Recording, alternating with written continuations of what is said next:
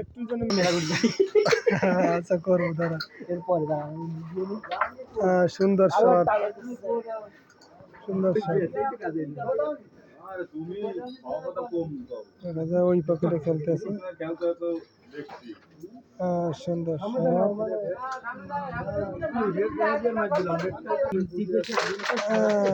পুরো একটা ঝড় উঠেই দিল গেছে রেটও গেছে কালাও গেছে এই ঝড়ে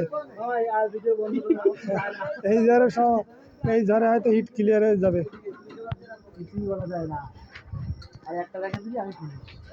সুন্দর ব্যাস আবারও একটা ব্যাস